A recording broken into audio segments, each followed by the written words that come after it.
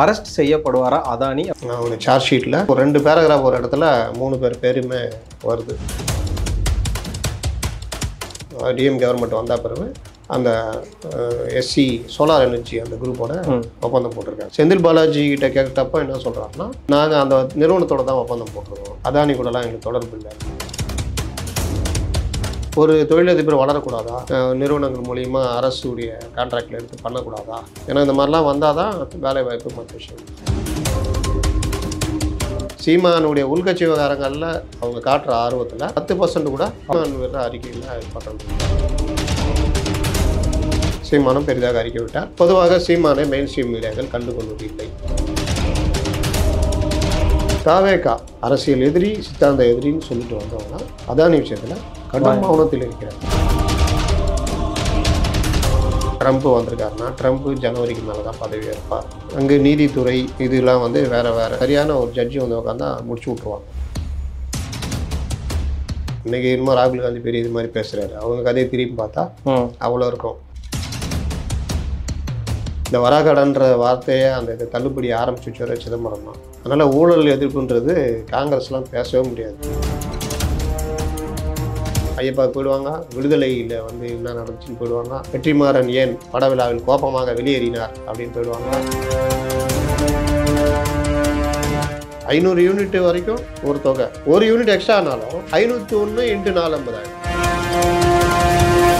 40,000 கோடி 45,000 கோடிக்கு மேலே அரசுக்கு வருமானம். இப்போவும் கடனில் வந்து பார்த்தீங்கன்னா மின்சாரத்துறை அந்த அளவுக்கு இருக்குது. ஏன் ரத்தன் டாட்டாலாம் ஊழலே பண்ணது இல்லையா? ஏன்னா அதெல்லாம் சொல்லி தான் நீங்கள் வந்தீங்க. அப்போ டாட்டாவுடைய அந்த பங்களிப்பு பார்த்தீங்கன்னா தேசத்தோட பங்களிப்போடு சேர்ந்தே இருக்கும். சுதந்திர போராட்ட காலத்தில் இருக்கும்.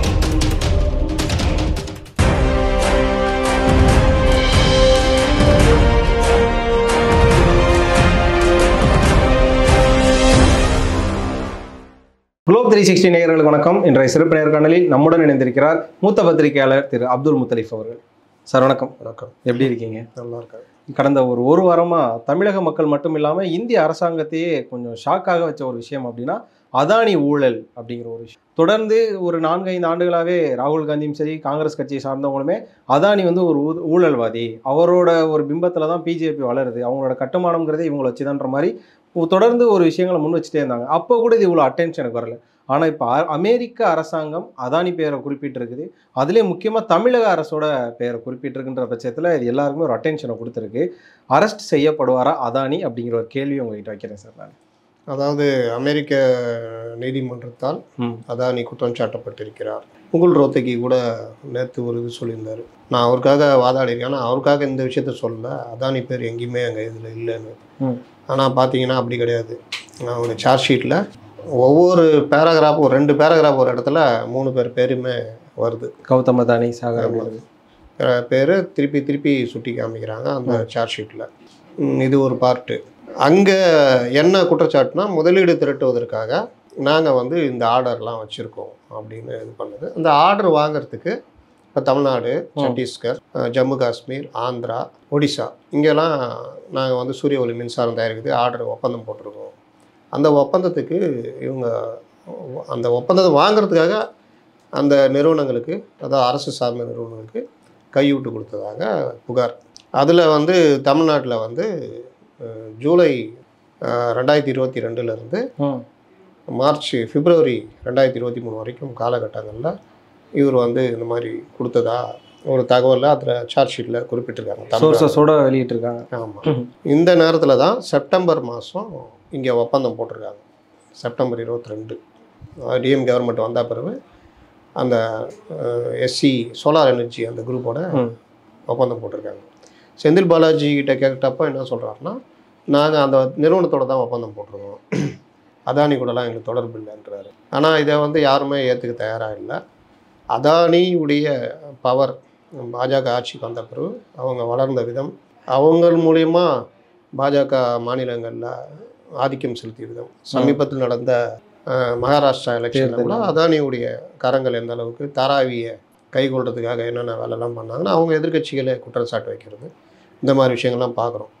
அதே மாதிரி காட்டுப்பள்ளி துறைமுகம், நீங்கள் பார்த்தீங்கன்னா இடதுசாரிகள், கார்ப்பரேட்டுகளை எதிர்ப்பவர்கள், பெரும் முதலாளிகளை எதிர்ப்பவர்கள், ஆனால் அவங்களுடைய அந்த விழிஞ்சல் துறைமுகத்துக்கான ஒப்பந்தம் போட்டு பினராயி விஜயன் அவர் சந்திச்சது இதெல்லாம் அப்போ அதானி வந்து எந்த அளவுக்கு பவர் அப்படின்றது தெரியும். அப்போது ஒரு தொழிலதிபர் வளரக்கூடாதா, அவர் வந்து நிறுவனங்கள் மூலிமா அரசுடைய கான்ட்ராக்டில் எடுத்து பண்ணக்கூடாதா அப்படின்ற கேள்வி நிறைய வைக்கப்படுது.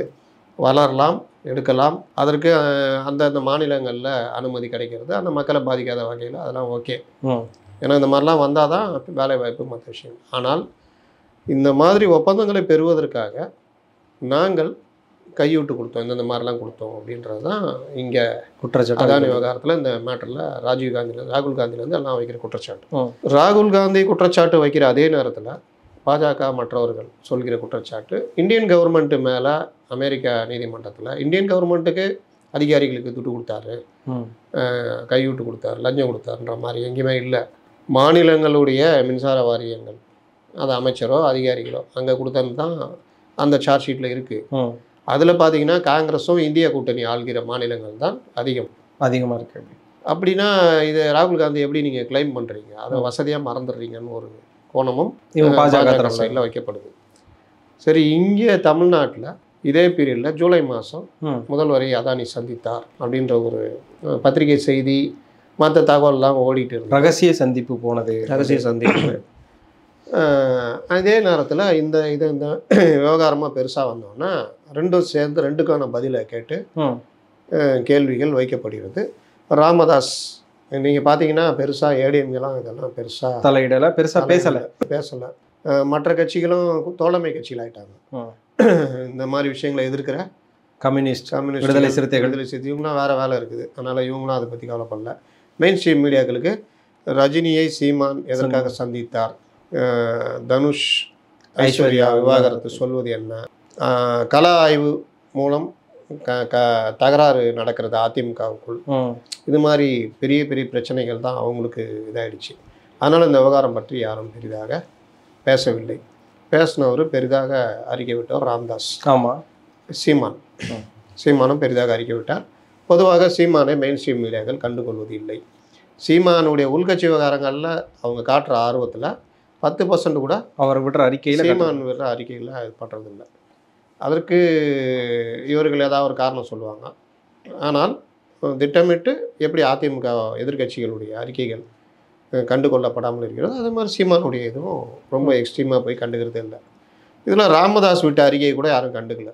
ஸ்டாலின் அவர்களே எங்கே இது பிரச்சனை பெருசாகுதுன்னா முதல்வர்கிட்ட கேள்வி வைக்கும்போது பிரச்சனை ஆகுது. இவர் மின்துறை அமைச்சர் ரொம்ப லாவகமாக நாங்கள் அதானியுடன் எந்த தொடர்பும் இல்லை, நாங்கள் அந்த நிறுவனத்தோடு தான் ஒப்பந்தம் போட்டோம் அப்படின்ட்டு அவர் அழகாக. அதுக்கு மேலே நம்ம ரிப்போர்ட்டருக்கு கேட்க தெரியாது. ஏங்க அம்மையப்பன் என்றால் என்ன, உலகம் என்றால் என்ன அப்படின்னு திருவிளையாடலில் கேட்பான். அந்த மாதிரி அந்த எஸ்சிஆர்சியா அந்த நிறுவனம் என்றால் என்ன, அதானி என்றால் என்னன்னு யாரும் கேட்கல. உடனே மைக்கை இது பண்ணிட்டு போயிட்டாங்க. இந்த கேள்வி ராமதாஸ் வைக்கிறாரு. அந்த பீரியடில் தான் ஒப்பந்தமும் நீங்கள் போட்டிருக்கீங்க செப்டம்பரில். அப்போ அவங்க சொல்கிற அந்த ஜூலை 22 to பிப்ரவரி 23 இந்த காலகட்டங்கள், அந்த ஸ்பேன் வந்து அந்த நடுவில் நீங்கள் செப்டம்பரில் ஒப்பந்தம் போட்டதோட பொருத்தி பார்க்கும்போது ரொம்ப கரெக்டாக இருக்குது. ரைட்டு. அப்போ அமெரிக்க நீதிமன்றத்தில் சார்ஜ் ஷீட்டில் வைக்கப்பட்ட குற்றச்சாட்டு இங்கே இந்தந்த மாநிலங்களுக்குன்னு வரப்போ தமிழ்நாடுகளும் வருது. அப்போ தமிழ்நாட்டில் அதிகாரிகளுக்கு கொடுத்தாங்களா இல்லை அரசியல்வாதிகள் கொடுத்தாங்களா, யாருக்கு கொடுத்தாங்கன்றத தெளிவுபடுத்தணும் அப்படின்றது ராமதாஸுடைய கேள்வி. ரெண்டாவது கேள்வி, முதலமைச்சரை இவர் சந்தித்தார் சொல்கிறாங்களே அது உண்மையா சொல்லணும் அப்படின்னு. சந்தித்தார்ன்ற மாதிரி தான் அவர் சொல்கிறார். இந்த ரெண்டு கேள்விக்கும் முதல்வர் வந்து முதல் கேள்விக்கு அந்த விழாவில் வரும்போது கண்ணகி நகரில் சாதாரணமாக சொல்லிட்டு போயிட்டார். துறை அமைச்சரை பதில் சொல்லிட்டாரு. நீங்கள் இதை வந்து ட்விஸ்ட் பண்ணாதீங்க அப்படின்னு பத்திரிகைகள் சொல்லிட்டு கடந்து போகிறாரு. சார் ராமதாஸ் அறிக்கை விட்டுருக்காரு இது சம்மந்தமா அப்படின்னு கேட்கும் போது தான் திரும்பி வந்து கோபத்தோட அவருக்கு வேற வேலையே இல்லை, வேலை வெட்டி இல்லாதவரா ஏதோ சொல்கிறார், வேலை வெட்டியில் தினம் ஒரு அறிக்கை விடுறாரு. இதனால தான் பிரச்சனை பெருசாகிடுச்சு. இதை கண்டித்து பலரும் இது பண்ணுறாங்க. முதல்வரை இந்த விவகாரத்தில் முதல்வர் தான் இந்த தமிழக அரசினுடைய தலைவர், அனைத்து அமைச்சரவைகளுக்கான தலைவர். மின்சார இது சம்பந்தமாக அவர் தான் பதில் சொல்லணும். இல்லைன்னா அந்த துறை அமைச்சர்கிட்ட கேட்டுக்குங்க, அவர் என்னை விட நல்லா விளக்கம் சொல்லுவார் அப்படின்ட்டு போயிருக்கலாம். கேள்வி கேட்டவரை வேலை வெட்டி இல்லாதவர்னு சொல்கிறது வந்து பெரிய விமர்சனத்துக்குள்ளானது, அது ஏற்றுக்கொள்ளப்படாதும் கூட. ஏன்னா இவரும் எதிர்கட்சி தலைவராக இருந்திருக்காரு, பல்வேறு கேள்விகளை கேட்டிருக்கார், வெள்ளை அறிக்கையெல்லாம் கேட்டிருக்காரு. நான் இவர் ஆட்சிக்கு வரும்பொழுது வெள்ளை அறிக்கைன்றது வேலை அறிக்கையாக அவர் கொடுத்து விட்டார், அதுதான் வெள்ளை அறிக்கை அப்படின்ற மாதிரிலாம் பதில் சொன்னதெல்லாம் பார்த்தோம். அப்போ ஆட்சியில் இருந்தால் ஒரு இது, எதிர்கட்சியாக இருந்தால் ஒரு பார்வைன்னு. அப்போ ராமதாஸ் கேட்ட கேள்விக்கு பதில் இல்லை. இன்னும் பலரும் வந்து என்ன கேள்வி கேட்குறாங்கன்னா, நீங்கள் அதுக்கான ஒரு விசாரணை போடுங்க, இல்லை ஏதாவது ஒன்று பண்ணுங்கள், அவ்வளோ பெரிய குற்றச்சாட்டு வந்திருக்கு அப்படின்ற இது வைக்கிறாங்க. இந்த பிரச்சனை ஓடிக்கிட்டு இருக்குது. இன்னொரு பக்கம் பாஜகவுக்கு பிரச்சனை. இந்த நேரத்தில் அந்த நீங்கள் சொன்ன மாதிரி இசைவாணி அந்த பழைய மேட்ரு, நான் என்ன கேட்குறேன், ஜனங்க ஏன் அந்த அளவுக்கு இருக்கிறாங்கன்னு கேட்குறேன். ஒரு பிரச்சனையை தூக்கி டைவெர்ட் பண்ணால் அது இது 2 பேரும் அந்த வேலையை பண்ணுறாங்க, மத்தியிலும் சரி மாநிலத்திலும் சரி. ஏதாவது பிரச்சனைனா வேற ஒரு பிரச்சனையை போட்டு டைவெர்ட் பண்ணி விட்டு போகிறது. அப்போ அதுக்கு ஜனங்க அதுக்கு பின்னாடி ஓடுற ஏற்பாடு. நயன்தாரா பிரச்சனை ஒரு நாள் திடீர்னு வந்தது. அமைச்சரவை மாற்றம்னு விஜயகாந்த் விஜய் கொடியேற்றுற அன்றைக்கி அமைச்சரவை மாற்றம் போட்டு அது பின்னாடி ஓடலாம், அப்புறம் ஓடலை. இன்னொரு விஷயம், இன்றைக்கு இருக்கிற அரசியல் கட்சிகள் எதிர்கட்சியாக சொல்லக்கூடிய பாஜக அவங்க அந்த கேள்வி வைக்கிறாங்க. ராமதாஸ் வச்சிட்டார், பாமக, ஏடிஎம்கே தொட்டும் தொடாமல் பட்டும் போடாமல் அதில் தொடவே இல்லை. சீமானு வச்சுட்டாரு, ராமதாஸ் ஈக்குவலாக அறிக்கிறார். தாவேகா அரசியல் எதிரி, சித்தாந்த எதிரின்னு சொல்லிட்டு வந்தவங்க அதானி விஷயத்தில் கடும் மௌனத்தில் இருக்கிறார். மாவீரர் போற்றுதும் அப்படின்னு போட்டவர் இதுக்கு இது வரைக்கும் ஒரு அறிக்கை விடுவாரான்னு பார்த்தா விடவே காணும். அப்போ இவங்களுடைய பார்வை என்ன அப்படின்ற கேள்வியும் யாராலையும் வைக்கப்படவில்லை, வைக்கவும் மாட்டாங்க. ஏன்னா வச்சா அப்புறம் இங்கே போய்டும்ல, அதனால மெயின் ஸ்ட்ரீம் மீடியாக்களும் தொட மாட்டாங்க. இதை கேட்டு ஏன் நீ என்ன சும்மா இல்லாமல் விஜயை தூண்டி விடுறீங்க அப்படின்னு முதலாளிங்க கேட்டாங்கன்னா இவங்களுக்கு சிக்கலாகிடும். அதனால் இவங்களும் கம்முன்னு இருக்காங்க. இந்த வகையில் பார்க்கும் பொழுது இது 1-2 கட்சிகள் கலப்புது, அதை மடைமாற்ற வேலைகளும் நடக்குது அப்படின்றதான் எனக்கு சந்தேகம். என்னென்னா சார், இப்போ வந்து இது ஒரு இந்தியாவில் இப்போ ஹிண்டன்பெர்க் அப்படிங்கிற ஒரு நிறுவனம் வந்து ஒரு அறிக்கை விட்டாங்க, ஜஸ்ட் கிராஸ் அப்படிங்கிற மாதிரி, அது உண்மை இல்லை, அது ஒரு பொய்ன்னு சொல்லிட்டு போயிட்டாரு. அவ்வளோதான், நம்மளும் இயல்பில் ஓட ஆரம்பிச்சிட்டோம். அந்த ஹிண்டன்பெர்க் தாக்கத்துலேருந்து ஒரு 24 மணி நேரத்திலே வெளியில் வந்துட்டோம். ஆனால் இந்த முறை வந்து அப்படி நம்மளால் வர முடியலை. ஏன்னா இது எவ்வளவோ நாடுகளில் எவ்வளோ விஷயங்கள் நடந்துட்டு இருக்கு. ஆனால் இது அமெரிக்காவுக்கு, அதுவும் பார்த்தீங்கன்னா இப்போதைக்கு அமெரிக்க அதிபராக இருக்கவர் மோடியோட நண்பர் வேறு. இந்த தருணத்தில் கண்டிப்பாக அவர் இப்படி ஒரு விஷயத்தை செய்ய விரும்ப மாட்டார். அப்படி இருந்தும் அதை பண்ணியிருக்காங்கன்னா கம்பல்சரி அதானிக்கு ஒரு சிக்கல் நெருங்க போகுதுன்னு நம்ம எடுத்துக்கலாமா சார்? ஹிண்டன்பெர்க் நீங்கள் பார்த்தீங்கன்னா முதல் தடவை அவர்கள் வெளியிட்ட தகவல்கள்னால அதானியுடைய ஒட்டுமொத்த சாம்ராஜ்யமே சரிந்தது. பல மாதங்கள் அதோடைய வீழ்ச்சியை அவர்கள் சந்தித்தார்கள், பெருத்த நஷ்டம் ஆச்சு. அதற்கு பிறகு இப்போ வந்து இந்த செபி மற்ற விஷயங்கள் இதுன்னு சொல்லிட்டு 2வது அறிக்கை வரும்போது துள்ளி குதிச்சு அதுக்கு ஒரு சப்பக்கட்டு கட்டினாங்க, செபியே ரொம்ப குதிச்சாங்க. இன்னொரு விஷயம் என்னென்னா, இது போன்ற விஷயங்களில் பொதுமக்களுக்கு புரியாது, பல விஷயங்களை கவனம் செலுத்த மாட்டாங்க. இதை எடுத்து பண்ணுற அளவுக்கு இன்றைக்கி ஊடகங்களும் பெருசாக இல்லை. மத்தியில் கோடி மீடியாஸ் அவங்க இது பண்ண தான் பார்ப்பாங்க. இங்கே அந்த அளவுக்குலாம் இங்கே வந்து நான் சொன்ன மாதிரி தனுஷ், ஐஸ்வர்யா என்ன செய்வார், நயன்தாராவுக்கு எதிரான என்ன நடக்கும், ஆடல் பாடல் பின்னாடி இது மாதிரி இப்படி தான் வந்து இது. அதனால் அது ஒரு பெரிய இது இல்லை. ஆனால் அது என்னைக்கு இருந்தாலும் அது வந்து அதானிக்கு சிக்கல் தான் அப்படின்றது. அமெரிக்காவில் இந்த இது நீங்கள் சொல்கிற மாதிரி இவர் ட்ரம்ப் வந்திருக்காருன்னா, ட்ரம்ப் ஜனவரிக்கு மேலே தான் பதவி ஏற்பார். இப்போது இருப்புக்கு அமெரிக்க அரசாங்கம் வேறு. இன்னொன்று அங்கே நீதித்துறை இதெல்லாம் வந்து வேறு வேறு. இங்கே இருக்கிற மாதிரி இங்கேயே பல விஷயங்களில் திடீர்னு தலையிட முடியாத நிலமெல்லாம் இருக்குது. சரி, சரியான ஜட்ஜி இருந்தால் இப்போ தேர்தல் பத்திரங்களில் பார்த்தீங்கன்னா யாராலையும் ஒன்றும் பண்ண முடியல, அடித்து நகர்த்திட்டாங்க. அந்த மாதிரி சரியான ஒரு ஜட்ஜி வந்து உட்காந்தா முடிச்சு விட்ருவாங்க. அந்த மாதிரி அங்கே வந்து அதெல்லாம் நடக்காது, தொடவே முடியாது, தொட முடியாது. அப்போ இந்த மாதிரி விஷயங்கள் வந்து கொஞ்சம் சீரியஸாகவே பார்க்குறாங்க. அதனால் இது வந்து எப்படி போகும், திடீர்னு நேற்று ஒரு செய்தி வருது, அதானியின் பெயர் அதிலிருந்து விடுவிக்கப்பட்டுள்ளது அப்படின்னு. இது எது உண்மை எது பொய்ன்றது போக போக தான் தெரியும், நம்ம இது பண்ணாமல் சொல்ல முடியாது. நான் சார்ஜ் ஷீட்டில் பார்த்த வரைக்கும் அவங்க பேரெல்லாம் இருக்குது, அவங்க சொல்லியிருக்க குற்றச்சாட்டுகள். இன்னொன்று இந்தியாவுக்குள்ளே இவங்க பணம் கொடுத்த விவகாரத்தில் அவங்க என்ன நடவடிக்கை எடுக்க முடியுன்ற கேள்வி வைக்கப்படுது. அதனால் இதெல்லாம் வந்து பல சட்ட இதெல்லாம் இருக்குது. இதில் நம்ம முன்னாடிலாம் பேசியிருக்கோம் FATFன்னு. அந்த பணத்தை வந்து முதலீடு செய்கிறதுல அதில் ஊழல் மற்ற புகார்கள் வந்தால் அது ஒரு நாட்டுடைய பொருளாதாரம் மற்ற விஷயங்கள் அப்படி பாதிக்கின்றதில் மணி லாண்ட்ரி ஆக்ட்லாம் உள்ளே வருங்க. ஆனால் இங்கே மணி லாண்ட்ரி ஆக்ட்டு அந்த FATF இங்கே சொல்லி இது கையில் எடுக்க வேண்டிய இவர்கள்லாம் எல்லாமே இவங்க கையில் தான் இருக்குது. அதனால் அது பெருசாக இதாகாது. திமுகவும் இப்படி போய் மாட்டிக்கிட்டாங்க. இல்லை இவங்க சம்மந்தம் இல்லைன்னா இவங்க ஏறி அடிப்பாங்க, நேரத்துக்கு ஐடிவிங்கெலாம் இறங்கி வச்சு செஞ்சுருப்பாங்க. பல பொருளாதார மேதைகள்லாம் வந்து இதெல்லாம் பேசியிருப்பாங்க. அதனால் எல்லா வகையிலையும் இது வந்து அப்படியே மௌனமாக கடந்து செல்லக்கூடிய நிலைமையில் இருக்குது. நான் யதார்த்தம் அது இல்லை. அந்த கேஸ் வரும்பொழுது என்னன்றதை பார்ப்போம். ஏன்னா சார், ஒரு பக்கம் இந்த ஒரு விஷயத்தை அமெரிக்க அரசாங்கம் வெளியிட்டதுக்கு அப்புறமா இங்கே அதானி பக்கத்துலேருந்து முழுவதுமே அமைதி. இன்னொரு பக்கம் கென்யாவில் ஒரு விஷயத்தை முன்னெடுத்திருக்காங்க, நீங்கள் கேள்விப்பட்டிருப்பீங்கன்னு நினைக்கிறேன். அதானி அவர்கள் கொடுக்கப்பட்ட ஒப்பந்தத்தெல்லாம் ட்ராப் பண்ணிட்டாங்க. காரணம் என்னன்னா, இந்த மாதிரியான ஒரு குற்றச்சாட்டு இருக்குது, நாங்கள் பண்ணுறோன்னு. இப்போ இந்தியாவுக்கும் அமெரிக்காவுக்குமான ஒரு விவகாரம் அப்படிங்கிறது நம்மளை தாண்டி கென்யாவில் இருக்க ஒருத்தவர் பயங்கர சோர்ஸபிள், பயங்கர ஹியர் எல்லாமே பண்ணிட்டு ஒரு விஷயத்தை கான்ட்ராக்ட் கேன்சல் பண்ணுறாங்கன்னா, கிட்டத்தட்ட அதானியை ஒரு வைரஸ் மாதிரி தான் சார் எல்லாருமே பார்க்குறாங்க. இங்கே அதானின்ற ஒரு 2006க்கு அப்புறம் 2006 தான். அதுக்கு பிறகு 2014க்கு பிறகு மிகப்பெரிய ஒரு இதாக மாறுறாரு. அசுர வளர்ச்சி சார், அசுர வளர்ச்சி. இது எல்லா கவர்மெண்ட்லேயும் நீங்கள் ரிலையன்ஸ்லாம் பார்த்தீங்கன்னா காங்கிரஸ் கவர்மெண்ட்டில் அனில் அம்பானி, முகேஷ் அம்பானி மாறி மாறி வந்துட்டு இருந்ததெல்லாம் பார்த்துருக்கோம். இந்த பெரும் முதலாளிகளை வளர்த்து விட்றது, கார்பரேட் முதலாளிகளை வளர்த்து விட்றது 2 கட்சிகளுக்குமே சகஜம். இன்றைக்கி இன்னும் ராகுல் காந்தி பெரிய இது மாதிரி பேசுகிறாரு. அவங்க கதையை திரும்பி பார்த்தா அவ்வளோ இருக்கும். இன்னைக்கு கூட ஒரு வராக்கடன்கள் கிட்டத்தட்ட 11 லட்சம் கோடி ரூபா வரைக்கும் தள்ளுபடி பண்ணியிருக்காங்க அப்படின்றாங்க. இந்த வராக்கடன்ற வார்த்தையை அந்த இதை தள்ளுபடி ஆரம்பிச்சு வர சிதம்பரம் தான், காங்கிரஸ் கவர்மெண்ட்டில் தான். அதனால் இது ஒவ்வொரு நம்ம விஜய் மலையெல்லாம் பார்த்திங்கன்னா தெரியும். அந்த மாதிரி ஒவ்வொரு பீரியட்லேயும் பெரிய முதலாளிகளுக்கு ஆதரவும் அதை சார்ந்த விஷயங்கள் தான் 2 கட்சிகளுக்குமே பழக்கமான ஒன்று. அதனால் ஊழல் எதிர்ப்புன்றது காங்கிரஸ்லாம் பேசவே முடியாது. இவர்களும் வந்து வெளியில் இதெல்லாம் பேசிக்குவாங்க. உள்ளுக்குள்ளே பார்த்தீங்கன்னா அந்த தேர்தல் பத்திரங்கள்லாம் பார்த்தா தெரியும் யார்கிட்ட எவ்வளோ எவ்வளோ வாங்கினாங்க, அது வாங்கின பிறகு அந்த நிறுவனங்கள் எப்படி இடி ரைட்லேருந்துலாம் தப்பிச்சது அப்படின்றதெல்லாம். அதனால் இது வந்து இந்திய மயமாக்கப்பட்ட விஷயம். ஆனால் உலகமயமாக்கப்பட்ட விஷயமாக மாறுறதுக்கு இவர் பல இடங்களில் ஆர்டர், இது கவர்மெண்ட் மூலிமாவே சில ப்ரொமோஷன்ஸ் மூலிமாலாம் இது பண்ணார். கென்யா போன்ற நாடுகள் இந்த விவகாரத்தில் இப்போ பார்த்துட்டு இது நமக்கு ஒத்து வராதுன்ட்டு வேறு யாராவது அதான் போட்டி நிறுவனங்கள் இருக்கும், டக்குன்னு மூவ் பண்ணுவாங்க. அந்த மாதிரி பாருங்கள், அமெரிக்கா இதில் மாட்டிக்க, நாளைக்கு ஆர்டர் ரத்தாச்சுன்னா பெரிய சிக்கலாடுன்னு அவன் கேன்சல் பண்ணிட்டான். அந்த மாதிரியும் சில இதெல்லாம் நடக்கும். இங்கே இவரு கூட 100 கோடி ரூபா விளையாட்டுத்துறைக்கு இதை கொடுக்க வந்ததை வேணான்னு சொல்லிட்டாரு. அவர் அதுக்கு முன்னாடிலாம் வாங்கியிருக்காரு.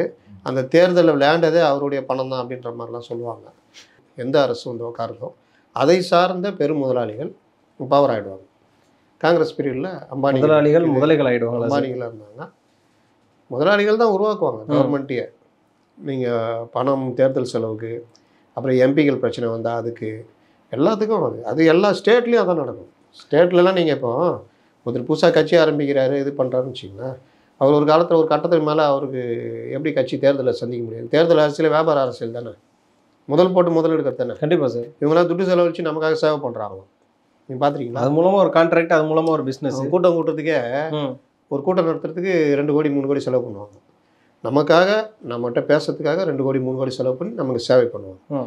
தேர்தலில் வந்து எம்எல்ஏ நின்று நமக்காக சேவை பண்ணுறதுக்காக பல கோடி செலவு பண்ணுவாங்க. எம்பி ஆகிறதுக்கு 30 கோடி 40 கோடி செலவு பண்ணுவாங்க. இதெல்லாம் எங்கே போய் எடுப்பாங்க?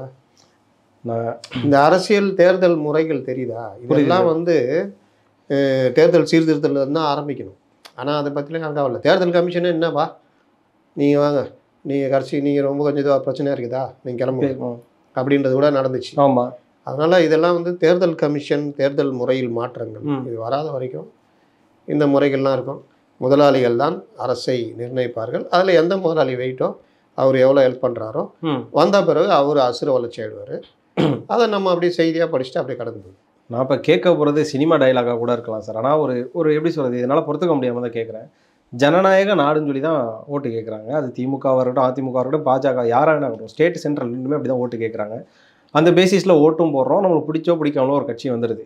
2 மாதத்துக்கு ஒன்ஸ் வந்து இவங்க ரீடிங் எடுக்கிற கரண்ட் பில்லை நம்மளால் கட்ட முடியலன்னா, நம்ம வீட்டில் இருக்கிற கரண்ட்டை வந்து கட் பண்ணுற கவர்மெண்ட்டு மாதம் இல்லைனா ஒரு தடவை யூனிட் எடுக்கும்போது 70 பைசா 100 பைசா அப்படிங்கிற மாதிரி நம்மளோட கட்டணத்தை ஏற்றுறாங்க. அதுக்கு பின்னாடி இவ்வளோ பெரிய ஊழல் இருக்குது. அப்போ வாய மூடிட்டு இருக்காங்களே சார். இப்போ வந்து அரசாங்க தான், அரசும் வாய மூடி தான் இருக்குது, மக்களும் வாய மூட்டு தான் இருக்கிறாங்க. மக்களுக்கு என்ன பிரச்சனைனா, நீங்கள் சொல்கிற அந்த மாதிரி விஷயங்களில் வந்து அவங்களால என்ன பண்ண முடியும்? முணங்கிக்கிட்டு கோபமாக இது பண்ண முடியும். அந்த கோபத்தை தான் தேர்தலில் காமிப்பாங்க. ஆனால் இப்போ அதையும் வந்து மக்களே எப்படி பண்ணுறாங்கன்னா, அந்த தேர்தல் நேரத்தில் கிடைக்கிற சலுகைகள், சில பல விட்டமின் சிக்கள், அதை வச்சு அவங்க வாக்களிக்கிற முறையை நம்ம பார்க்குறோம். இன்னொன்று, இவர்களும் ஆளுங்கட்சியாக இருக்கிறவங்களும் சரி, கூட்டணியை வந்து தனக்கு சாதகமாக வச்சுக்கிட்டு எதிரில் இருக்கிறவங்கள கூட்டணி பலம் இல்லாமல் பண்ணுற வேலையும் பண்ணி அந்த மாதிரி ஸ்ட்ராட்டஜி பண்ணி ஜெயிக்கிற வேலை. யாரும் மக்கள் விரும்பி இந்த கட்சிக்குன்னு ஓட்டு போகிறது கிடையவே கிடையாது. அப்படின்னா பார்த்தீங்கன்னா 2023 அந்த வெள்ளத்தில் சென்னை வந்து பெரிய அளவில் தத்தளிச்சது. தென் சென்னையெல்லாம் கடுமையாக பாதிச்சது. இங்கே வேளச்சேரி, சோழிங்கநல்லூர், அது மிச்சாங்கள பல நாள் அவங்களுக்கான நிவாரணம் கூட போய் சேரல. அவங்களாம் எவ்வளோ கோபமாக இருந்திருப்பாங்க. வேணான்னு சொன்னாங்களே. வேளச்சேரி மக்கள் எம்எல்ஏ வந்து அப்படிதான் போ அப்படின்ற அளவுக்கு சண்டை போட்டதான் நடந்தது. ஆனால் நான் என்ன நினச்சேன், பார்லிமெண்ட் எலெக்ஷனில் இந்த வேளச்சேரி, சோழிங்கநல்லூர் தொகுதிகள்லாம் வந்து பெரிய அளவில் ஆளுங்கட்சிக்கு எதிரான வாக்குகள் நம்மளே பேசணும் சார். ஆனால் பெரிய அளவில் அதிமுகவுக்கு எதிராக வாக்குகள் பதிவாச்சு. ஆமாம், அதிமுக மூணாவது இடம்லாம் போச்சு. அப்போது இந்த பிரித்தாளும் சூழ்ச்சி, பிஜேபி அதிமுக உடைக்கிறது அப்படி இப்படின்னு இது எல்லாத்தையும் தாண்டி மக்கள் வந்து வேற ஒரு சில விஷயங்களுக்காக அந்த நேரத்துக்கு முடிவு பண்ணி வாக்குறது. அப்போ மக்களுடைய கோபம் என்ன ஆகுது? அப்போது இந்த மாதிரி விஷயங்கள்லாம் விழிப்புணர்வு பண்ண வேண்டிய வேலை யாருக்கு இருக்குன்னா ஆளுங்கட்சி, எதிர்கட்சிக்கு இருக்குது. ஆனால் எதிர்கட்சி என்ன பண்ணிகிட்டு இருக்குது? அவங்களுக்குள்ளே இப்போ சண்டை போட்டு. ரொம்ப சிம்பிளாக சொல்கிறேன். ஜஹாங்கீர்னு ஒரு ஊட்டியுடைய முனிசிபல் கார்பரேஷன் கமிஷனர், அவர் வந்து பயங்கரமாக லஞ்சத்தில் தலைக்கிறார் புகார். ஆமாம், பொதுவாக முனிசிபல் கார்பரேஷன் கமிஷனர்லாம் அவ்வளோ சீக்கிரம் லஞ்ச ஒழிப்பு போலீஸ் நடவடிக்கை எடுக்க மாட்டாங்க. ஆனால் அவங்களே பொறுக்க முடியாமல் இவர் காரில் போகும்போது மடக்கி சோதனைட்டப்போ காரில் ஒரு 11 லட்சம் ரூபா அந்த பணத்தோட மாட்டுறாரு. ரொக்க பணத்தோட 500 ரூபா நோட்டு கட்டு, லிக்விட் கேஷோட. உடனே அவரை கொண்டு வந்து ஆஃபீஸில் உட்கார வச்சு இது பண்ணால் அங்கே ஒரு 2 லட்சம் 3 லட்சம் எடுக்கிறாங்க. எல்லாத்தையும் டேபிளில் பரப்பி அவரையும் உட்கார வச்சு ஜம்முன்னு உட்கார வச்சு ஃபோட்டோ இது பண்ணி சிக்கினார் அதிகாரின்னு. நம்ம எல்லாம் பார்த்துட்டு பரவாயில்ல. பொதுவாக இப்படி மாட்டினா நம்ம என்ன நினைப்போம், மனுஷன் லஞ்சத்தில் குளிச்சுக்கிறான் பாரு, இதோட அவன் கதை முடிஞ்சது, கைது, ஜெயிலு, சஸ்பெண்டு, இதெல்லாம் அனுபவிக்கணும்னு பார்த்தா முந்தா நாள் ஒரு இது போடுறாங்க நண்பர்கள்லாம். என்னங்க இது இந்த மாதிரி? என்னங்கன்னா பாருங்கள், நெல்லை முனிசிபல் கமிஷனர் பாருங்கள் ஜஹாங்கீர். ஆமாங்க போட்டிருக்காங்க. என்ன ஏங்க உங்களுக்கு ஞாபகம் இல்லையா, 15 நாளைக்கு முன்னாடி அரெஸ்ட் ஆனார் அவர் தாங்க இவருன்னா பெரிய அதிர்ச்சி. என்னடா இது, லஞ்சம் வாங்கி 15 நாள் கூட ஆகல, பேப்பரில் ஃபோட்டோவோட பெருசாக வந்த ஒரு அதிகாரி அவரை வெயிட்டிங் லிஸ்ட்டில் வச்சு ஆர்டர் போடுறீங்களே, எப்படி அது? அவரை இன்னும் சஸ்பெண்ட் பண்ணியிருக்கணும், கைது நடவடிக்கை போயிருக்கணும். எதுவுமே இல்லாமல் மீண்டும் அவருக்கு அதே மாதிரி ஒரு இன்னொரு டிஸ்ட்ரிக்டில் போஸ்டிங் வருது எப்படின்னு. இது வந்து அரசியல் புரசலாக மெயின் ஸ்ட்ரீம் மீடியாலாம் எடுக்க மாட்டாங்க. அவங்களுக்கு வந்து அரசை பாதுகாக்கிற வேலை. தனுஷ், ஐஸ்வர்யா, இது நயன்தாரா, தனுஷ், இது இசைவாணி ஐயப்பா. கலா ஆய்வு கூட்டங்களில் கலாட்டாக்கள் நடக்கிறது. காரணம் இந்த மாதிரி நாட்டுக்கு ஐபிஎல் விட்டுட்டீங்க சார். ஐபிஎல் ஏலம் அது ஒரு 2 நாள் நடந்ததில்ல. ஆமாம், இதுதான் வந்து அவங்களுக்கு முக்கியம். அப்போ இந்த மேட்ரு யாருமே போடல. இன்னைக்கு காலையில் தான் நியூ இண்டியன் எக்ஸ்பிரஸில் வந்திருக்கு. சின்னதாக ஒரு 2 காலம் 3 காலம் வந்திருக்கு. ராமதாஸ் அறிக்கை விட்டுருக்காரு. அதிமுக என்ன பண்ணுது? விட்டுருக்கணுமே, எதிர்கட்சி இல்லை அவங்க, தெரியுதா? அப்போ இந்த மாதிரி பிரச்சனைகளை மக்களுக்கு கோபத்தை உருவாக்கக்கூடிய வேலையை ஞாபகப்படுத்திகிட்டே இருக்க வேலையை செய்ய வேண்டியதான் எதிர்கட்சிகளுடைய வேலை. ஆனால் அவங்க அதில் இல்லை. அப்போ என்ன ஆகும்? 2-3 நாளில் டக்குன்னு மறுபடியும் ஐயப்பாவுக்கு போயிடுவாங்க. விடுதலையில் வந்து என்ன நடந்துச்சுன்னு போயிடுவாங்க. வெற்றிமாறன் ஏன் பட விழாவில் கோபமாக வெளியேறினார் அப்படின்னு போயிடுவாங்க. இல்லாட்டி வேறு ஏதோ ஒரு பிரச்சனை வந்து அதில் போயிடுவாங்க. புதுசாக ஒரு பிரச்சனை கூட உருவாக்குவாங்க. அப்போ நீங்கள் மாதம் கட்டுற கரண்ட் பில்லு கட்டுற அன்றைக்கி நமக்கு கோபம் வரும். அப்போ இதெல்லாம் ஞாபகத்தில் வச்சுருக்குது யார்? இன்னொன்று, மின்வாரியம் 2017 இவங்க உதய் மின் திட்டத்தில் கையெழுத்து போடுறாங்க. ஏடிஎம் கவர்மெண்ட் ஜெயலலிதா மறைவுக்கு பிறகு, ஜெயலலிதா வரைக்கும் முடியாதுட்டாங்க, மறைவுக்கு பிறகு கையெழுத்து போடுறாங்க. கையெழுத்து போட்ட 4 வருஷமும் இவங்க கட்டணம் ஏற்றலை. இவங்க வந்தோன்னா 3 வருஷம் தொடர்ச்சியாக ஏற்றுறாங்க. ஆமாம், அதுக்கு அவங்க என்ன காரணம் சொல்கிறாங்க? படுவாங்க அவங்க கையெழுத்து போட்டனால தான், இல்லாட்டி நாங்கள் ஏற்ற போகிறோன்றாங்க. அதிமுக கையெழுத்து போட்டவங்க 4 வருஷமாக ஏற்றலைல்ல, இவங்க தானே ஏற்றுறாங்க, ஒவ்வொரு வருஷம் ஏற்றுறாங்க. அப்போ இவங்க என்ன பெரிய போராட்டம் நடத்தணுமா வேணாம்? கண்டிப்பாக சார். நாங்கள் கூட பண்ணல, எங்களுக்கு அந்த இது மக்களை பாதுகாக்கணும், வரியை நாங்கள் ஏற்றுக்கிட்டோம், உயர்வெல்லாம் மக்கள் தலையில் நாங்கள் சுமத்தலை, நீங்கள் இப்படி பண்ணுறீங்கன்னு போராட்டம் அறிவிக்கணுமா? ஆமாம், அது குறைந்தபட்சம் அவங்களுடைய கிரெடிட்ஸை கூட சொல்ல தெரியல. அந்த லெவலில் தான் அவங்க இருக்கிறாங்க, எதிர்கட்சி இருக்குது. அப்போ இவங்க இந்த மாதிரி இன்னொன்று மாதந்தோறும் மின்கட்டண முறைன்னு சொன்னாங்க. அது இல்லை, மாதந்தோறும் மின்கட்டணம் நம்மளாம் பயங்கர நாளாக ரொம்ப சந்தோஷப்பட்டோம். ஏன்னா 500 யூனிட் வரைக்கும் ஒரு தொகை, 1 யூனிட் எக்ஸ்ட்ரா ஆனாலும் இப்போ 3 ரூபா இருக்கிறது, 1 யூனிட் எக்ஸ்ட்ரா ஆனாலும் 450ன்னு வச்சுக்கோங்க, 501 × 450 ஆகிடும். ஆமாம், அதே நீங்கள் 499 500 வரைக்கும்னா 3 ரூபா, 500 × 1500 ரூபா.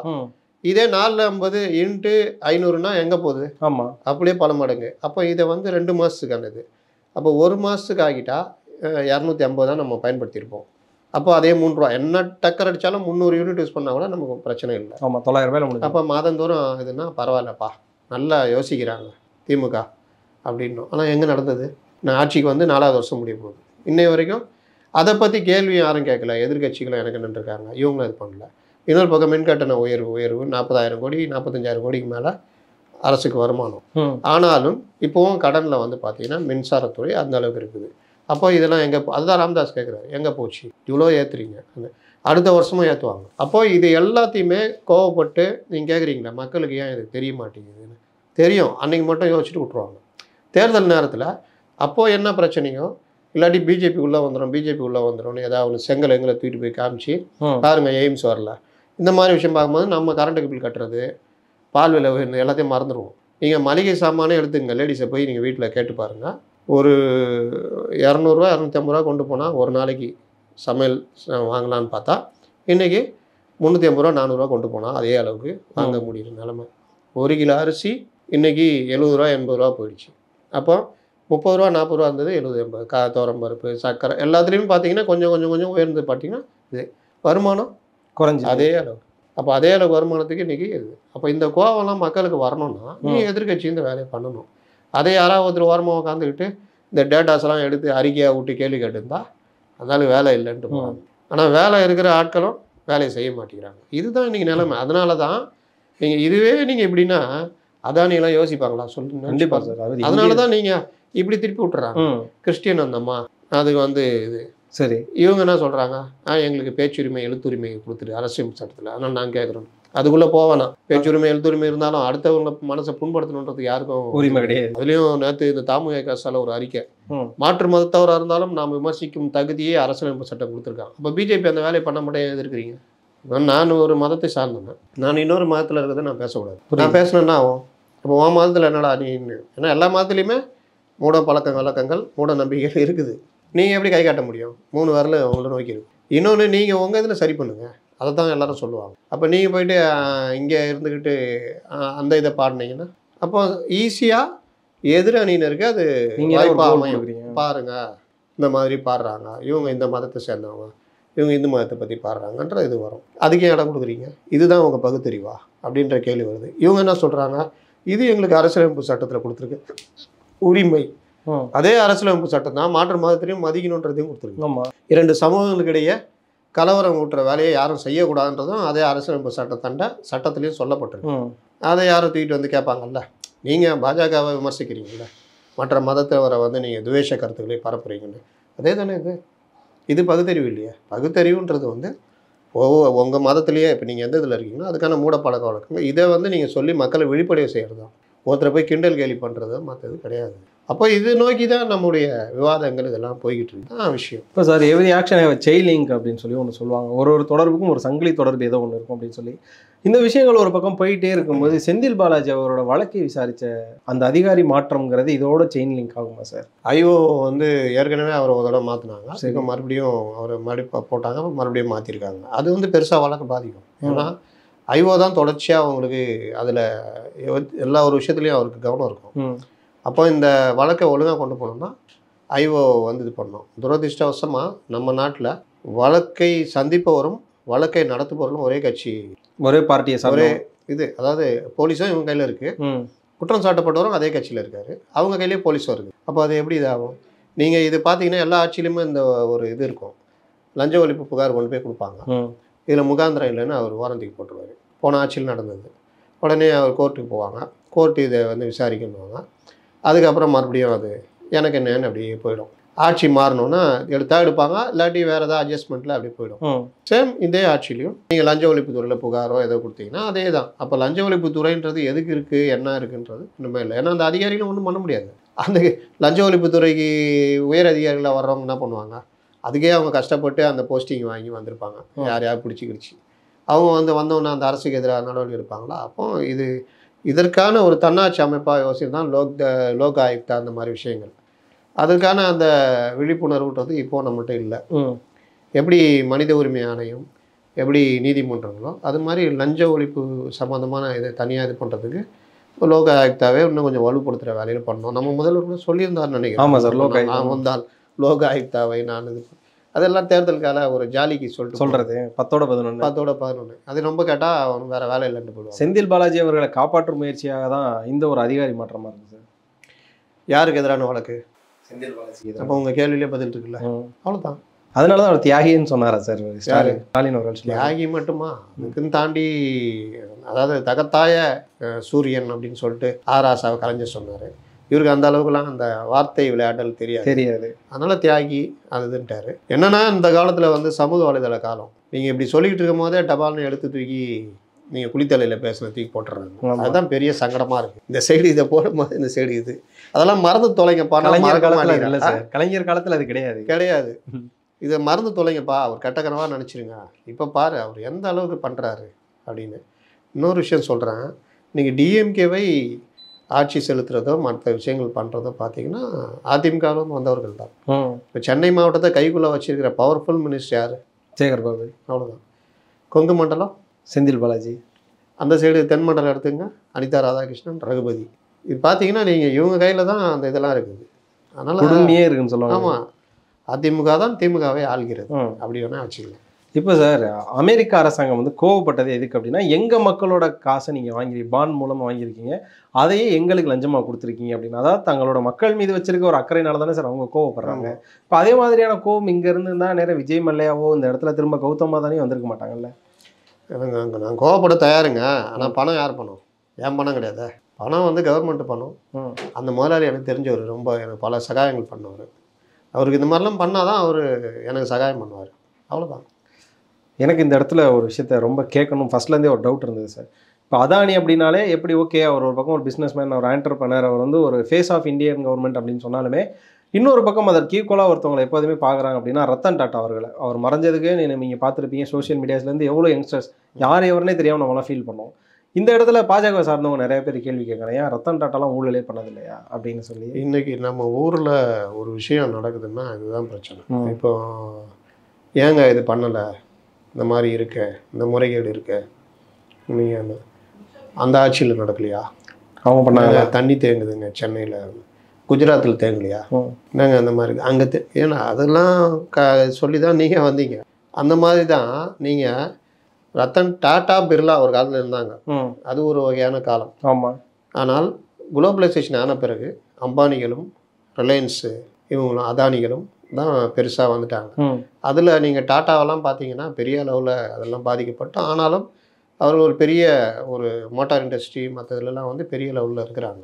அப்போது டாட்டாவுடைய அந்த பங்களிப்பு பார்த்தீங்கன்னா தேசத்தோட பங்களிப்போடு சேர்ந்தே இருக்கும். சுதந்திர போராட்ட காலத்துலேருந்து அவங்க அந்த சுதேசி இதில் இருந்த காலத்துலேருந்து டாட்டாவுடைய அந்த இது நாட்டுடைய வளர்ச்சியோட பங்கு. நீங்கள் அதோடு சேர்த்து நீங்கள் எங்கேயாவது டாட்டா வந்து இந்த அளவுக்கு பெரிய அளவுக்கு அரசுங்க உள்ளுக்குள்ளே பூந்து அரசை மாற்றுகின்ற அளவுக்கு பவர் நிர்ணயிக்கிற அளவுக்குன்னு பார்த்தீங்கன்னா அந்த அளவுக்கு இல்லை. ஆனால் பெரும் முதலாளிகள் எப்பொழுதுமே தங்களுடைய ஆதாயத்துக்காக என்ன வேணால் செய்வாங்க. அதில் நீங்கள் பர்சன்டேஜ் வைஸ் தான் நீங்கள் இது அதை தான் தூக்கிட்டே ஓடிடுறாங்க. டாட்டா சொல்லியா? ஏன் அம்பானிகிட்ட போயிடுங்களா? காங்கிரஸ் ஆதரவாளர் தானே, ஒரு அம்பானி காங்கிரஸ் தானே, போக வேண்டியதானே. அதனால் இது வந்து நான் முதல்ல சொன்ன மாதிரி தான், இது ஓட்டு அரசியல். இங்கு பணம் போட்டு பணம் எடுக்கிறது தான் கணக்கு. பிஸ்னஸ் தான். எவ்வளோ போடுறீங்க அதோட எவ்வளோ எடுக்கிறீங்க. அதுக்கு போடுறதுக்கு எடுக்கிறதுக்கு நான் பண்ண மாட்டேன். அப்போ எனக்கு நான் இந்த பிஸ்னஸில் இருக்கேன், நான் உனக்கு செலவு பண்ணுறேன், நீ வந்து தேர்தலில் நான் ஜெயிச்சா பிறகு உனக்கு நான் இந்த சகாயம் பண்ணித்தரேன். நான் 300 ரூபா செலவு பண்ணுறேன், உனக்கு நீ பண்ணு, எனக்கு ஒரு 300 ரூபா தனியாக கொடுத்துரு, உனக்கு நான் 3000 ரூபாய்க்கு சகாயம் பண்ணித்தரேன். ஊரா விட்டு நெய்ய ஒன்றாட்டி கை, அவ்வளோதான். என்னுடைய இது கிடையாது, அரசு இது நாங்கள் பண்ணித்தரேன், இந்த கான்ட்ராக்டாக நீ வச்சுக்கோ. அப்படி தானே. இதில் நீங்கள் பர்சன்டேஜ் வரும். சின்ன ஊரில் சின்ன கான்ட்ராக்டருங்க, பெரிய ஊரில் பெரிய கான்ட்ராக்ட், இப்படி. அதனால தான் நீங்கள் பார்த்தீங்கன்னா எதுவுமே வந்து யாருமே யாருக்கும் எதிரியாக இருக்க மாட்டார்கள். ஆளுங்கட்சி எதிர்கட்சி சண்டை கூட நமக்காக இந்த மண் கராத்தேல பண்ணுவாங்க, அப்படி பண்ணிட்டு இருப்பாங்க தவிர பாவலா பண்ணுவாங்க. மணல் முறைகேடு அதுக்கு மிக சிறந்த உதாரணம். மணல் மேட்டரில் அதிமுக வந்து ஒரு அறிக்கை வந்திருக்குதா? வந்ததே இல்லை சார். அவ்வளோ பெரிய இது நடந்ததில்லை. சரி, இப்போ அது அப்படியே ஒன்றும் இல்லாமல் போச்சு. இல்லை, ஏதாவது பேசுவாங்களா? இல்லை, பேசவே மாட்டாங்க. 60,000 கோடி அது மான் கராத்தே. இவர்கள் வந்தால் அவர்கள் அதே மாதிரி கான்ட்ராக்ட் வேணுமா, நீ கொஞ்சம் வாங்கிக்கோ, இது எங்கள் பீரியடு, நாங்கள் கொஞ்சம் ஜாஸ்தி, நாங்கள் அப்படியே சட்டிக்குள்ளே கை விட்டு எடுப்போம், நீ வேணால் கொஞ்சம் ஓரமாக ஒரு கரண்டி விட்டு எடுத்துக்கோ. ஏன்னா நாங்கள் கஷ்டப்பட்டு வந்துடுவோம், நீ இது வரும்போது நீ சட்டி வச்சுக்கோ, எனக்கு கொஞ்சம் அப்படி இப்படி. இந்த பேலன்ஸ் தான் அதானி மேட்டர்லையும் நீங்கள் பார்த்தீங்கன்னா அதிமுக வாயை திறக்கலை. மின்சார டான்ஜெட்கோ முறைகேடுகள் அதிமுக ஆட்சியிலும் பயங்கரமாக இருந்தது. நத்தம் விஸ்வநாதனுக்கு எதிராக அங்கே அப்போது இருந்த அதிகாரிகள், ஐஏஎஸ் அதிகாரிகளுக்கு எதிராக பல இது இருந்தது. அப்போ இவங்க ஓங்கி நின்று பேசுனாங்க. இவங்க வந்தோன்னே இவங்க காலத்தில் பேசுகிறாங்க. அதனால் இது எல்லா காலத்துலையும் பேசிகிட்டே இருக்கணும். ரொம்ப எடுத்து போட்டிங்கன்னா உங்கள் மேலே தனியாக ஒரு டெஃபர்மேஷன் கேஸு. சிறப்பு. நீங்கள் அந்த வழக்குக்காக அலையிறதுக்கு உங்கள் வாழ்நாள் சேமிப்பு செலவில் வச்சு அதுக்கு பயந்தே பலரும் வந்து அதோட ரொம்ப ஈஸி அவங்க கொடுக்குற ஆதாயத்தை வச்சு ஜாலியாக அதை பற்றியே பேசாமல் எவனா பேச வாய் திறந்தா வேறு ஏதாவது கேட்டு நெறியாளர்கள் நெறிப்படுத்துகிற வேலை என்ன இருக்குது தெரியுமா? ஆமாம். எதிராக பேசுனா அதை வர விடாமல் பண்ணி அப்படியே நெறிப்படுத்தி அப்படியே ஒரு மாதிரி கொண்டு போயிடணும். மெயின் ஸ்ட்ரீம் மீடியாக்கள் ஓடிட்டு இருக்குது. ஃபைனலாக ஒரு கேள்வி இருக்குது சார். நம்ம இவ்வளோ விஷயங்கள் பேசணும், இவ்வளோ விஷயங்கள் இன்ஃபர்மேஷனாக வந்தது. ஒரு பக்கம் அமெரிக்கா அதை நான் விடவே மாட்டேன்னு விடாப்பிடியாக இருக்காங்க. இன்னொரு பக்கம் இவரை நாங்கள் விட்டு கொடுக்க மாட்டோம் சொல்லி இந்திய அரசாங்கம் விடாப்படியாக இருக்குது. அதானி அரசு செய்யப்படுவாராங்கிற கேள்வி எனக்கு மட்டும் இல்லை, பல பேருக்கு இருக்குது சார். அதானி இந்தியாவை விட்டு வெளியே போனார்னா அரசு செய்யப்படுவார் அப்படின்ற ஒரு தகவலும் இருக்கிறது. ஏன்னா சர்வதேச சட்டங்கள் வேறு, இது வேறு. இன்னொன்று இது கோர்ட்டு வழக்கு, அவர் எந்த வகையில் ஆதாடுவார், சர்வதேச வக்கீல்களை வச்சு எந்த அளவுக்கு பண்ணுவார் அப்படின்றதெல்லாம். சர்வதேச நீதிமன்றங்கள் எந்த அளவுக்கு இந்த விவகாரத்தை ரொம்ப சீரியஸாக பார்க்கும் அப்படின்றது ஒன்று இருக்குது. இந்த விவகாரங்களில் இவர் தப்பிப்பாரா இல்லை நீதிமன்றங்கள் இதை சீரியஸாக பார்த்து நடவடிக்கை எடுக்குமான்றது போக போக தான் தெரியும். ஏன்னா இது ரொம்ப இன்னும் கொஞ்சம் டீப்பாக போய் பார்க்க வேண்டிய விஷயம். நம்ம இப்போது வந்த தகவலை வச்சு மேலோட்டமாக பார்த்துட்டு இருக்கோம். சார்ஜ் ஷீட் பார்த்தா ரொம்ப சீரியஸாக இருக்குது. இதுக்கப்புறம் அவருக்கு வாரண்ட் போட்டிருக்காங்க.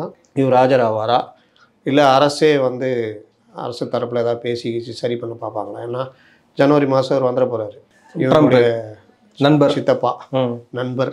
அதனால் அதில் ஏதாவது பண்ண முடியுமா அப்படின்ற மாதிரிலாம் இருக்கும். சொல்ல முடியாது.